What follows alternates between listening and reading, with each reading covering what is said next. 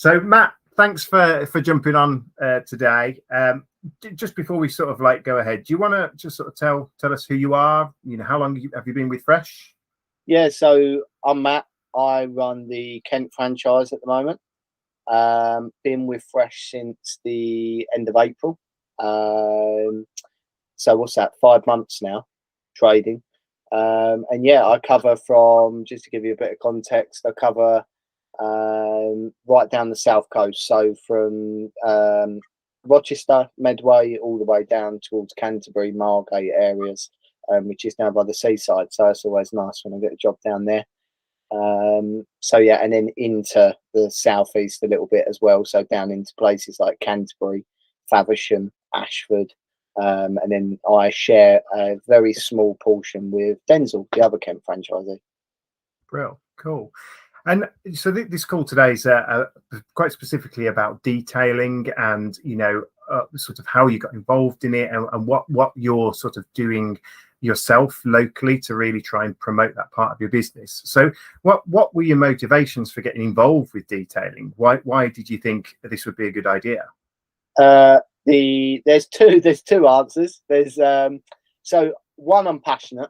I've always liked getting transformations on cars. And when I say cars, I love doing any car, but come on, you know, if we're detailing Ferraris, Lambos, Porsches, you know, nice sports cars, M4, BMWs, that was sort of my drive for it. So I could work with the nicer end car, but spend a bit more time on it to get the really showroom finish, like it has just rolled out of a showroom. And then the other one as well is there's more opportunity for growth of your business.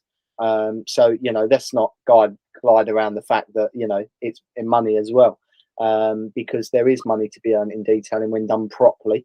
And that was my other sort of driving factor, that later down the line, you know, if I wanted to potentially employ other people and stuff, I could then concentrate on detailing and slowly build that side of things up. So yeah, it offers more growth. And also, if you're passionate about cars and nice cars, you will see some very nice cars. And yeah, and it's easier to retain customers, I believe, once you've detailed it, because you're educating them on how to look after their paintwork. They probably won't want to do it. They get you back to do it. So it's that side of things as well. Brilliant. And obviously you've done the training through us, and do you want to talk us through that? What was the training like? How many days? You know, what that gave you? Yeah, so the training was actually fantastic. It was 3 days down in a place called Brighton, again further down south, not the southeast. It was the south coast. We had a guy called Reese come in and do it with us from Falcon Detailing. Wealth of knowledge, nothing he didn't know. And also as well, I found that the training was great for confidence building in everyday valeting as well. Because let's be honest, we all like to say we're professionals, which we are, but certain product knowledge, how to make your life easier in valeting a car as well. So just to give you an example, before I was just using straight AutoSmart products because it was easy. I was just going to AutoSmart, just go to the rep, yeah, pick up, drop off, yeah, easy. But now I've been opened up to a whole new world of product, different brands that are not necessarily more money, but maybe a different quality. You know, like Mitchell and King shampoo I've been using, fantastic. You know, but so all that as well on the training. And then yeah, first day was turn up, sort of meet everyone, and then get straight into the basics of decontaminating a car. I mean, you can't detail a car without decontamination. So the fallout remover stage, the clay barring stage, what clay bars you should be using. Now I've switched to a built Hamber clay bar, which is powdery, and that helps reduce the risk of them reapplying any fine scratches, which clay bars can do if you just go to Halfords to get a clay bar. So we was learning about the products as well that we should be using really when it comes to detailing. I'm not saying whip it out on a 45-minute mini valet, but you know, when you're doing them all day details, you've got more time. Definitely look at them products because it'll make your life a lot easier. So that was what we did on the first day. And then we did, at the end of the first day, pick the machine up. I mean, there was guys there that had picked a machine up before, like myself. There was guys there that had never picked one up before. But again, we went through the processes, the do's, the don'ts. and really Reece drummed it into us that you can't really go wrong with the machine polishers, as long as you follow the steps all the way through. I mean, look, it's a soft pad at the end of the day. You're not going to do much real damage. Yes, you can put swells back into the paintwork, but that's right in depth. But we was learning about, it actually takes on average 70 passes to burn off a clear coat if it's never been resprayed and it's just from factory. And then we was learning about, paint depth gauges, how important they are, because customers might have bought a second-hand car. They don't know the history of it. There might be weaker paint in areas. So you need to know before you're putting that polisher on the car that you're not going to run straight through into someone's through the clear coat and God knows where. So paint depth gauges, LED lights, what lights you should be using. To be honest, we all know the sunlight's the best light, I think. But, you can't be in direct sunlight when you're doing most of this anyway, because products are drying quicker, it cures quicker, it's a nightmare. So LED light, only has to be a small one. I think, you haven't got to set up a Hollywood film studio behind you to get the right lighting. So we was learning all the parts that come with machine polishing while having to go with a machine polisher. The second day was on to stuff like the ceramics, the protective coatings, because a lot of people mention detailing. They think you're just going to run a machine straight over a car. There's even stuff down to wheel ceramic, wheel coatings, leather coatings, dash coatings, carpet coatings there are, and all these different coatings that you can put on, really. So that was the second day, running through ceramics and all your protective coatings. And then again on the machine, you're getting the time if you want to get on the machine, practicing the decontamination stage, then machining. And then on the third day was a bit of everything, but with the inside added in on what should be expected of an all-day detail. So when you've got to do that interior detail as well, or just that on its own, what should be expected, I know we go to a level with the signature valet already, but for example, right down to, steaming vents, down to like spending 20 minutes on a vent if it needed it, and different bits, and getting in around controls and how to practice safe practice while doing that as well. And again, product knowledge. There's so much stuff that I've bought prior, now post-training, that what I didn't have pre-training, that has made my life easier in everyday valets as well, because you're learning the absolute maximum you can about valeting and cleaning a car. Because you've got to remember, some of the detailing is a different world. You will be turning up to £100,000 plus cars, where you don't want to, certain all-purpose cleaners can't even go on dashes of the new Aston Martins. Not a lot of people know that, but you learn all this when you start going on the training, what you shouldn't be putting on always. Then what, I read labels more than anything now. I never used to do it. An all-purpose cleaner, crack on. The O2 plate course, I love it. But when you're in front of a Porsche 911 Turbo S, trust me, you read absolutely everything. So yeah, we just, from start to finish, it wasn't hardcore full on, but it was enough that gave you the confidence to come away thinking, right, I can pick a machine up now. I know what I'm doing step by step. And even down to Reece was explaining to us about buy a bonnet. Go to your local breakers, buy a bonnet, a car door panel, a boot panel, whatever it is. Scratch it with a wire of wool and then get it out. And even go down as far as fallout remover in it, clay bar in it. Do the whole process, because that would be the first step I'd say do when you leave the training. Then I would say practice on your mum's car, your dad's car, your nan, your granddad, your aunt, your uncle, whoever you can possibly do. You might think, oh, I'm using chemicals and it's expensive. Don't go as far as ceramicing stuff, Not even I'd do that. But get the machine on 1 panel, 2 panels, 3 panels, do a bit, and get that confidence first. There's nothing worse than coming out, I think, going straight on the job. And it keeps it fresh in your mind. And take a notebook. I was the only one to take a notebook. Now, I look like a nerd, but the amount of times in the van I've just got it stored away in the glove compartment, because I sometimes forget, I use an S20 compound here or an S30 or an S17, or because there is a lot of knowledge, like the headlight restoration we've done as well. You know, real heavy headlights. I use a compound called Shoal. I start off with a S17 Plus, which is like a real heavy cut, a heavy pad. And then I move on to like an S30 or an S40 to give it its finish. And I didn't know this until recently, but you can actually get a bit of ceramic on your cloth and you can put it over the headlight to really give it a finish. So they're all things like that that you will gain knowledge on after the training, because as well, you know, the trainers are there to speak to you about, you know, if you've got any questions a couple of weeks after, you know, you're not just left on your own. So yeah, no, that was the training, and that's the sort of knowledge that you want to be aiming for step by step, is, you know, bit by bit by bit by bit. Don't, you know, think that you're going to go straight into big stuff straight away, because I didn't. But it's all about confidence. But I think if you've got the education to the customer, if you educate the customer, that is what sells. And that is what helps you. So you left the training with you know, this newfound confidence, and you know, the confidence in the technique, in the process, in the products, and then sort of went out, bought the equipment that you needed, and topped up whatever you were missing, and then I think it's been fair to say that you've been smashing it with the detailing pretty much ever since you sort of decided, yep, right, I'm live, I'm ready, let's go. So what steps could you sort of like pin down, or is there any sort of pinnacle things that you've done that have really helped you with detailing and obtaining detailing customers?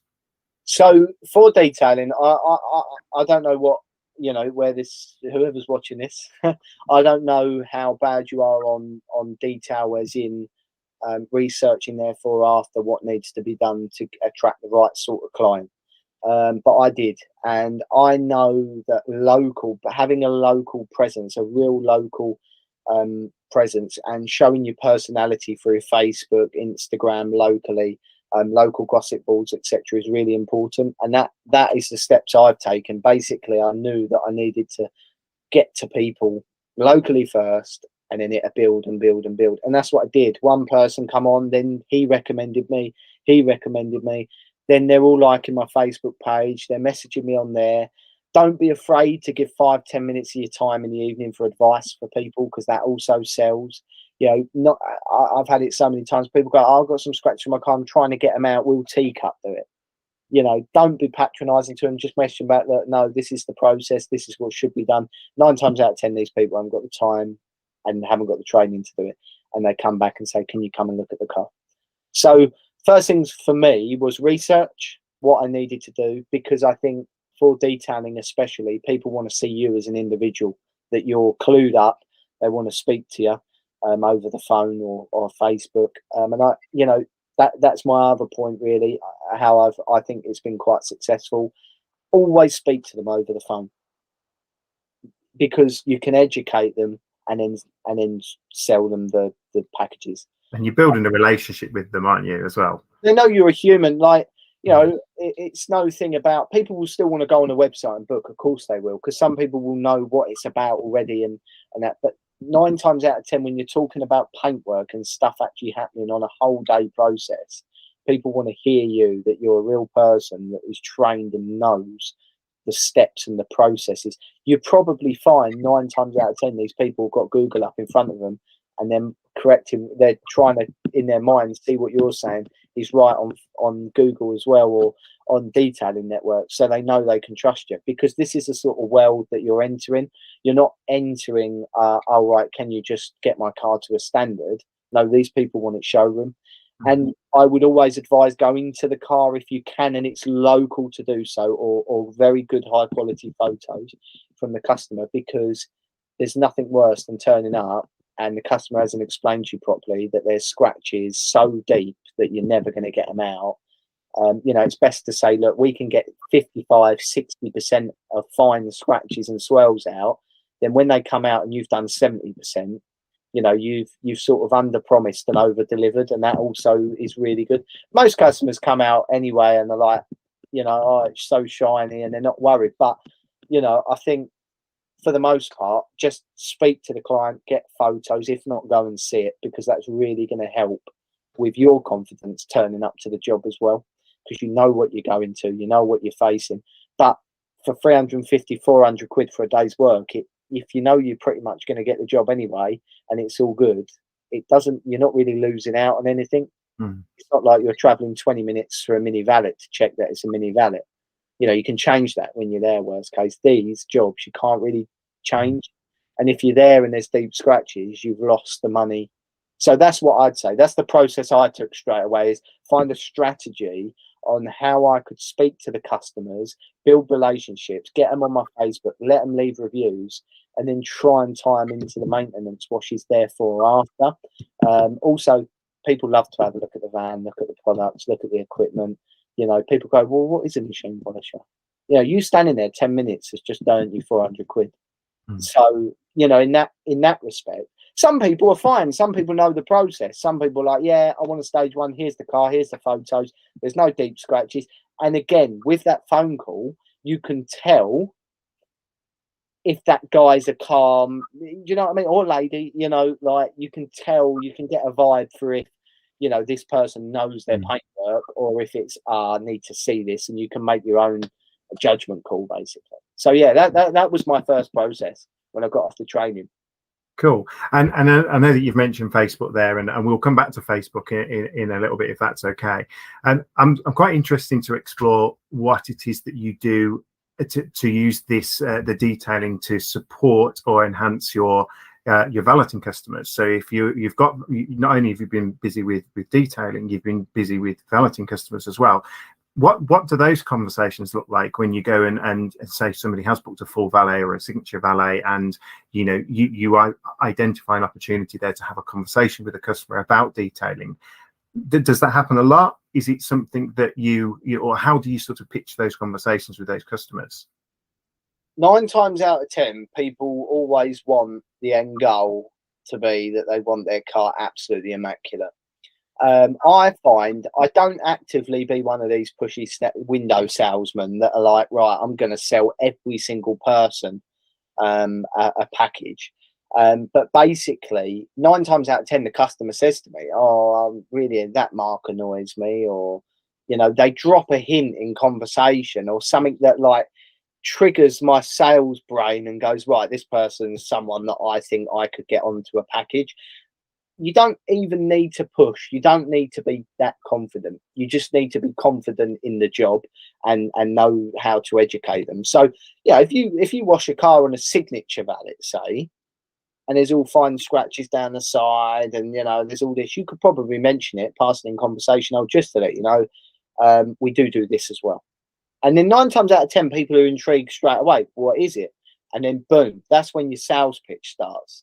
You know, and you can educate that customer. I'm not talking about, you know, go to the back of the van and wheel out your whiteboard on wheels and start giving them diagrams. But you can PowerPoint presentation. Yeah. 1 second, I've employed someone to follow me around with a Google Chromebook with my presentation on there with a little clicker device. But no, I think for me, you then educate. You know, you haven't even got to sell. You haven't got to be like, you need this, you need this. No, just leave it down to them. Look, this is what it will do for your paintwork. The ceramic will give you a 2-year duration. You know, if you look after it and, you know, you don't take it down the wax and shine or whatever, you know, you won't affect the longevity of the ceramic. Your car paintwork will be looked after. You can get longer ceramics for the entirety of their lease if they wanted to. And then, you know, that will then move into the conversation. And before you know it, it's flowing. And all you've done is basically just explain to a passerby or the man in the shop down the road what you do for a living. But at the same time, you've been selling to that customer. So you haven't even got to do it as a sales pitch. You haven't even got to be confident to be like, oh, I'm not a salesperson, I'm no good. Just imagine, this is how I do it. I just imagine I'm talking to just old Joe Bloggs walking down the street and he goes, you're right, mate, what do you do for a living? And then you'll find that you can easily just talk about it because you've already done a job for them. They're happy with the work you've done. It's at the end of the job. They're there. They've handed their money over. You're happy. So they know you're okay. You've built up a little bit of trust with the customer and you're just explaining to them what you do on a bit of a deeper level. And then before you know it, they turn around and go, yeah, okay. Or not at the minute because of money. or them sort of things. But yeah, I'm not saying you need to, as soon as someone says, oh no, and they object to it, you've got to then pursue even further. I even go as far as, depending on what the customer's like, and they say, oh, maybe stay in touch, I just save their number on my phone, and I just text them a couple of weeks' time. I just thought I'd check in. You did say a couple of weeks, and that's how I've got a couple of bookings as well. So it's just knowing the customer, working out what level they're on. If it's a mini valet, the car's absolutely wrecked, they're probably not going to go for a 2-year ceramic. But if you turn up, it's an averagely decent looking car, customer seems to care, they're quite, you're having a chat with them, they're happy with the job you've done, you've seen a few of this, and then you get explaining about what you do for work. Before you know it, you'll have jobs coming through. And I think those conversations can be really key sometimes. And you're not necessarily going to expect instant results as well. And I know that we've talked about selling and upselling and using that sort of terminology, but the education for me is really key. And I mention this a lot about planting seeds. You're having a quick conversation and almost educating that customer why they would need, or what the benefits for them having a ceramic coat, for example, on a car is put. And they're not going to necessarily go, oh yeah, we'll go ahead with that right now, do it now. But the next time that they're looking at booking, they could just recall that conversation and go, what did Matt say to me last time about that ceramic coat? And then they can look into it in a little bit more detail if they want to, but the seed has been planted. Yeah, exactly. And the education part is what sells, and that is what's key. I cannot, re-strum that into us on the training, and without him, I probably wouldn't even know the right technique to take. So, it's just about basically educate. They then know that you're building their trust as well, because you're educating them, you're building trust because they know you can do the job. You've just explained to them in every perfect detail what you're doing. So they know that you know what you're talking about. You're not just trying to sell them some quick product. And then you can even walk around with the customer with the car and explain, up to the 60%, because that's a big one as well. Don't start going around saying you can get it 100%, because you're never going to. But you can get it 60%, if not better. The whole, under promise, over deliver, and that's when it all starts coming together, really. Brilliant. Well, thanks for that. I know that we mentioned it earlier, and you've mentioned it a couple of times about how you're using Facebook on a very local level to sort of really help support detailing and just your brand locally. Could you sort of like shed some light, or shed a sort of a bit of a process of what you follow to make that happen for you and make that work and productive? So Facebook? Yeah. So 1 second, let me share my screen. Can you see my screen? It's coming up. Yeah, I can see that. So here's my Facebook page that I built locally. It's nothing special. It's just a picture of me outside of the filming bit at Edinburgh. Here I always put, because if you've got fresh car valeting and detailing, you'll then start having a few issues, because obviously we've got Fresh have got a main page. I've still got my tag as what my company's registered as, but that doesn't matter. It's not what people see. Basically, I've got Matt at Fresh Car Valeting and Detailing Kent. All right, it's quite a long title, but people instantly know your name, so they've already built a little bit of a relationship with you there by building a profile of yourself. Also, I can't stress enough how important the picture of me there is. All through my previous sales and everything career that I've had in my short 26 years, people can see what you are. You're in front of the van. You're not just a page with a logo. They can actually see you, and then they probably expect to be, they're talking to a person, basically, not just any old guy on the phone. But you can see here, I post jobs as much as I can. I mean, this is from the 9th of September. This is a Porsche done for a detail and a ceramic boost. But basically, let's just take it back to basics very quickly. So here, this was just after the training, these few here. So basically, I started off with not getting many high-end customers. So luckily I knew this guy and I'd done him a deal on ceramic and then managed to get some photos, etc. And I just slowly started building it up, just tagging what it was. Range Rover in for ceramic coating today, beautiful car inside out. Now has added protection for Great British weather and any other unsightly contaminants. I'd share that into all the gossip boards everywhere I possibly could, and so people could see it. And then again, I would do, this is actually my mum's car. But I've said customers fear all enhanced this morning because people could see the results. And I've put, the website in there, my number as well, and explain what I've done. Also, you'll see, I see it all the time, this water emoji, hose pipe emojis, stay away from it. We're trying to be a professional outfit. I personally don't think it fits the detailing bill, unfortunately. I think it looks quite tacky personally, but it's up to you. You can put what you want. It's your page. And then this was a big one. This was actually a full valet I done. But I put here stage 1 completed. Technically is. I've got rid of these scratches. I didn't do the full car. I just done this one page, this one position, sorry. And as you can see the difference here, this is what people want to see on a Facebook. People want to see results. Also, you're building yourself a portfolio. So people are seeing the work you can actually carry out. And you can use this when you're doing that educating part, you get on the job or you're speaking to clients, you can actually get this up. And this is great, if you've got these 2 photos together like this, you can get this up, show the customer, they can see some results, and they can also use this as a portfolio to go onto themselves and have a look through. So yeah, so basically, again, I just said to this customer, oh, I'll get them out for you, and just took some before and after photos, thought brilliant, put that on Facebook. This again is actually my granddad's car. So, these are all ones when I started basically. And then I just started any nicer cars that come through, maintenance I've called them, but to build that profile, I've just been putting them on. I've been getting reviews as well. Always share reviews as well onto your Facebook page because people can actively view them. And again, this guy here has actually booked in for a ceramic. He's next week or the week after. But yeah, this just come from a mini valet. He's booked in for ceramic and he's already signed up to the car club. And he found me through Facebook. Again, Civic. This was the Range Rover I done, like a mirror. I did use emojis. I'm going back on my word now. But we can get away with the eyes. Again, we didn't notice, Matt. You're fine. What's that? We didn't notice. You're fine. No, we'll carry on.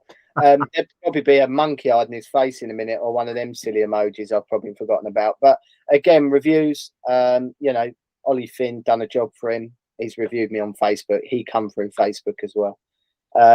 Bit more about now. This was coming up towards the sponsored ads. So there is an ad on here somewhere. I don't know where I can find it. You'll see that I had quite a good. Here we go.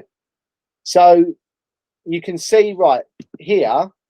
This was boosted on the 21st of August and boosted on the 8th of August and boosted on the 25th of July. Now, it's had 31 likes, 31 comments. Who's laughing at that then? It's had 31 likes, and it's had a lot of traction. You can see here it's had a lot of traction all the way down, basically. So yeah, one thing too I would say just be careful of is this. You will get people like this guy that try to tell you you're doing your job wrong. As you can see, you had one guy laughing and 1 thumbs up, and I put my response and I got 8 likes back. And I think you'll find the likes as well were from people that actually have valeting companies as well. So be careful of that. But yeah, basically I boosted this post. I put £50 on it.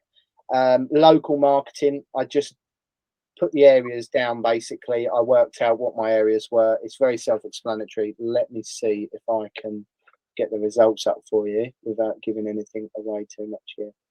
Oh, actually, no, I spent £35.73 out of 60 quid there on that specific one. Ignore this because this never seems to work. I can show you the message here in a minute. but it's reached 5,581 people. And off of this, I remember I got about another 2 bookings, averaging about £600 worth of work. So it does work. I'm just trying to find the breakdown. Oh yeah, so like for example here, I just go into the audience section and I can break down exactly where I want to market to. I just put as much as I can in here because this is like people that have been searching anything about any vehicles or anything. They will come up. Always do 18 to 48 just for now. I find it works best. And then I just put my areas in, but you can actually get onto a page on the mobile. Unfortunately, Matt, I haven't got it with me here. But you can get on a page on the mobile that you can break it down even further to individual postcodes. Brilliant. So basically play around with it because it's going to be different for every area. I'm not a marketing genius. I've just taken half an hour a night out throughout a week just to work out what works for me. And it's not like going to the casino and gambling 100 grand. Just put 50 quid, £50, it's a meal out in it at the end of the month. Just put it down on it and just see what traction you get. It might not work, but it will do if all them processes are taken. But build your Facebook page first and get as much as you can. Get as much as you can in. I'm just trying to get up just very quickly the messages. Not that I'm worried there's nothing on there, but I just want you to see the sort of traction you get from it. It wants me to use the app. So while you're having a look to see if you can find that, well, if you could just summarize in like the top 3 best pieces of advice you could give for using Facebook for your own local marketing, what would they be? Just three right off the bat. Build your page with your face and your van if you can. Regular posts. People don't want to see 21st of January, 21st of July and the 1st of December. People want to see regular content. You're busy. And boost posts and avoid putting anything like 10% off, 50% off, any of that rubbish, because you look desperate for work. So just keep it prim and proper, professional, photos of yourself, boost the post and post regular, and you'll have a successful Facebook, 100%. And you'll find that it just rolls much better. I don't know if you can see that. These are all the people on my Matt's Fresh Car Valeting page here that are inquiring. And that is from, the first message was, bearing in mind I started my Facebook on 13th of July. We've had, where's the top? 67 messages and inquiries come through. Okay, it might not seem like a lot, but I've only put 35 quid on that one ad, 15 on another, 15 on another, and boosted it and reshared it on my own. So yeah, that's my top bit of advice for Facebook, really.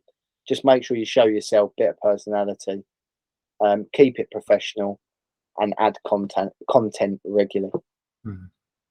Brilliant. Well, thank you very much for today, Matt. Really appreciate it. No worries. Anytime. Good luck, everyone. I'm sure you'll smash it. And any questions, just ask. Take care. See ya.